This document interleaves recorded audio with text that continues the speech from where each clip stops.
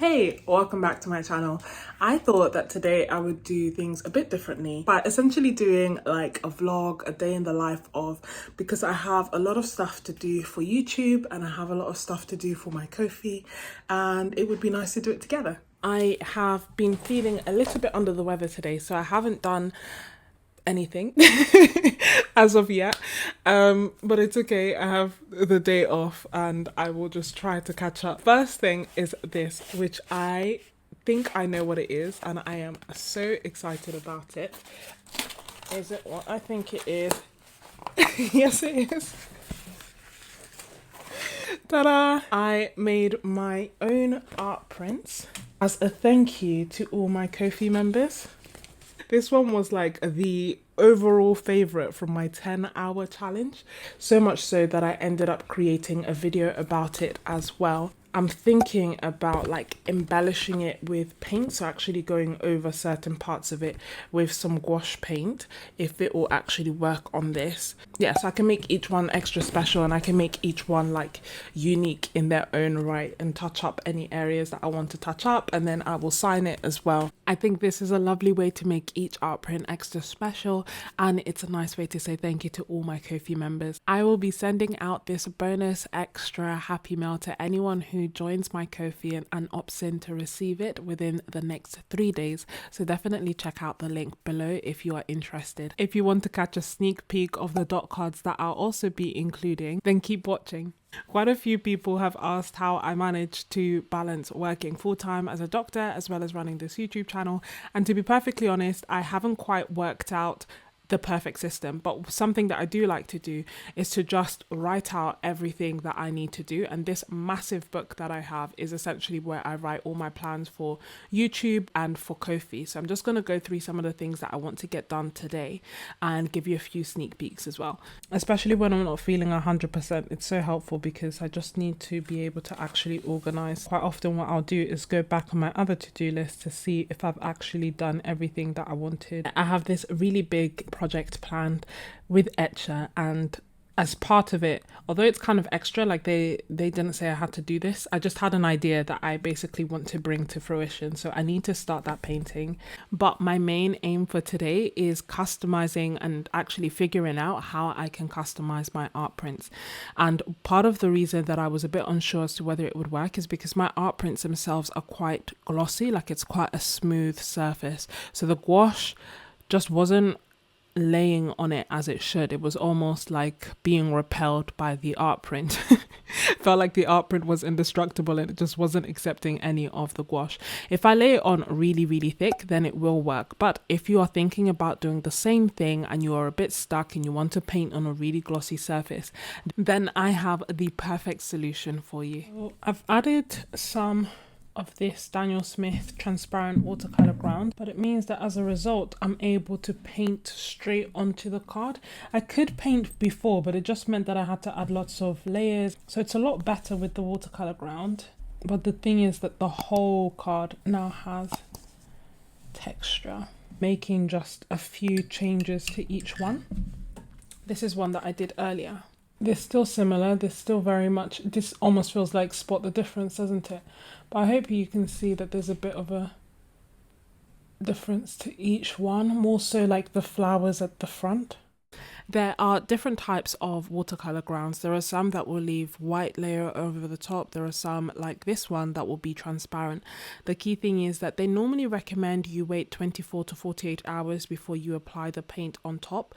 For me, I don't know if it was because I was using gouache rather than watercolor. I was actually able to paint straight on top and can feel a clear difference, maybe like 5 minutes after I'd applied the watercolor ground. And as I mentioned, where I put the ground, there is now like this a bit of a rougher texture over the actual print, so it's no longer smooth. This added texture you can see as well as feel. And some things that I should mention is that you can water down watercolor ground, and I didn't use it watered down. I just literally took it from the top and applied it straight on. You're meant to wait 24 to 48 hours. I also did not do that, and this is the first time that I'm using watercolor ground and I'm using it for gouache. So there are a lot of things that I did not as labeled, but it worked really nicely for me and it was fit for purpose. And as a result, I was able to apply them to all the art prints that I wanted to send out and then start painting over them once they were dry.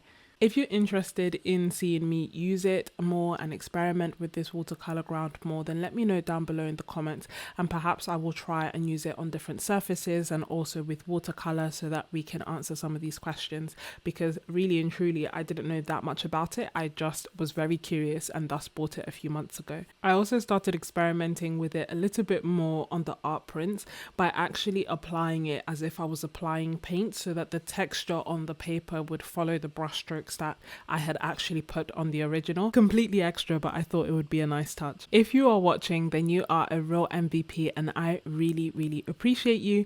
Let me know that you're still watching by telling me whether you are the type of person who follows instructions, reads them, follows them, or whether you're the type of person who just experiments with whatever you're given and then see what happens. As you may have gathered, I am the type of person who just dives in and then experiments and sees what happens, tries to put furniture together without the instructions, tries to cook without instructions, doesn't bake. But I'm really curious to know what you're like, especially when it comes to art supplies. Adding paint to this prints was also so much fun, because do you ever feel like you don't know whether a painting is completely finished or whether you should add something or whether you should change something? And I find that sometimes it's quite a hard balance to know, like, not overwork a piece and be like, no, it is done. But sometimes you just keep wondering what if, and this was the perfect opportunity to play around and figure out what if. What if I added more contrast at the front? What if I added different types of leaves? What if I had added different foliage? Like, what if I used different greens or different blues? Like, all those questions got answered and it made it so much fun. And then once that was done, I signed each and every single art print on the back. I actually asked you in the community tab whether you sign your work and what your thoughts were behind it, just because most times actually, I tend to forget to sign it. And it was really interesting to see your thoughts on that. So thank you for answering those polls. It did make me think, one, maybe I should have like an artist signature. 2, I should sign my work more often. And 3, I should definitely get better at dating my artwork. I didn't date these as they are prints, but the original I will put a little date on. And that is that. Sending out happy mail is something that I truly enjoy. I think it's a wonderful way to say thank you to all my Ko-fi members, but it is something that I unfortunately can't do very often. It's not the standard reward that happens every month. In fact, it is a surprise for my Ko-fi members. And as part of that, I wanted to include my art, obviously, because I thought that would be something really special and unique. But beyond that, I also really love dot cards when they are reasonably priced and when you actually get a good enough amount. They can be such a great way to just figure out if you want to invest in a certain set or if you want to invest in a certain color, or to honestly just get to play with some watercolors. So that's why I wanted to include yet another set of dot cards in this happy mail.